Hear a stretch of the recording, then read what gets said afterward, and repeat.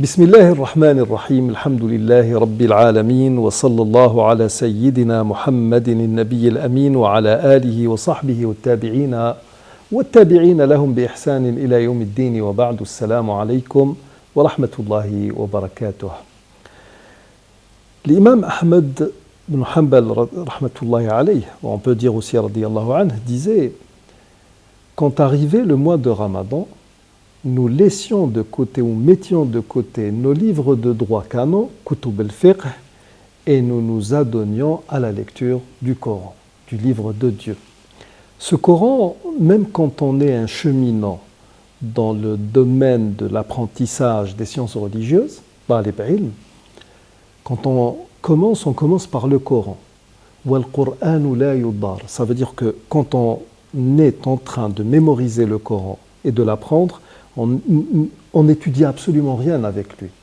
Et ce mois, le mois béni de Ramadan, c'est le mois du Coran. Et c'est pourquoi, à travers une petite série d'émissions, nous allons essayer de nous intéresser, de voir, de faire cette quête, ce travail intellectuel qui consiste à essayer de capter, de trouver ce que nous pourrions appeler les trésors cachés du Coran, les merveilles du Coran. En tout cas, ce livre, il n'a fait, depuis qu'il a été révélé, que sublimer les esprits des gens doués d'intelligence.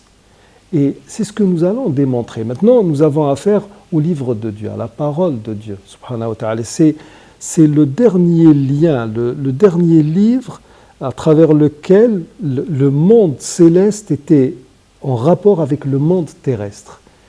Et ma foi, la question que nous sommes dans le devoir, nous musulmans, de nous poser, et c'est aussi une question que le non-musulman est en droit de se poser et de poser, ce livre dont nous sommes en train de parler, est-ce qu'il est vraiment le livre de Dieu?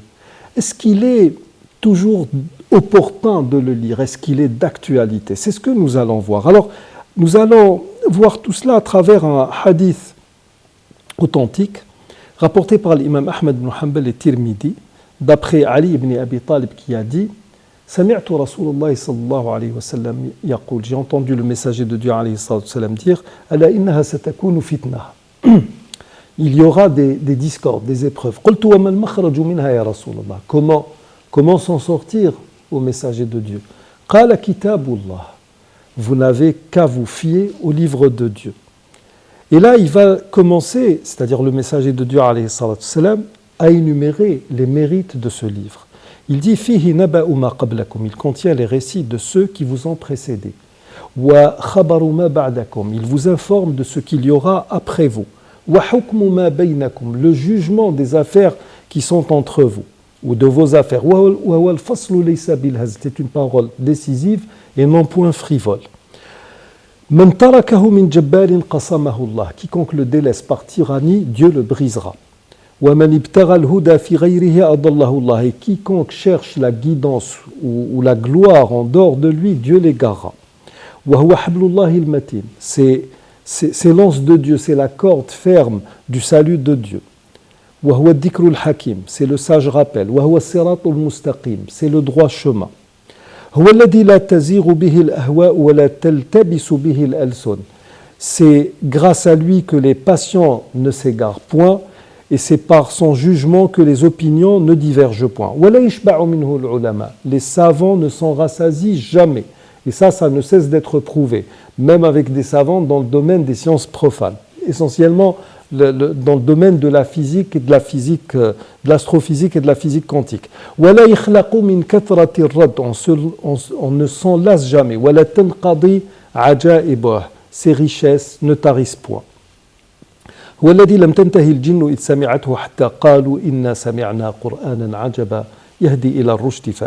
C'est en l'écoutant que les djinns ont dit: nous avons certes entendu une lecture merveilleuse qui guide vers la droiture, nous y avons cru. Man qala bihi sadaq, qui parle en son nom a dit vrai. Wa man amila bihi ujir, qui l'applique est récompensé. Wa man hakama bihi adal, qui juge par lui est équitable.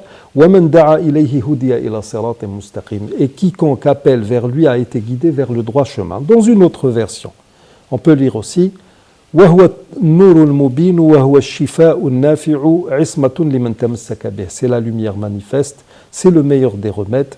Et il est dit enfin, source de salut pour celui qui s'y attache. Maintenant, en tant que musulman, la question est simple. Jusqu'à quel point ce hadith est-il authentique? Jusqu'à quel point est-il vrai? C'est ce que nous verrons dans cette série d'émissions qui va venir. Et nous arrivons au terme de l'émission d'aujourd'hui, de cette introduction. Je vous remercie d'y avoir prêté attention. Assalamu alaikum wa rahmatullahi wa barakatuh.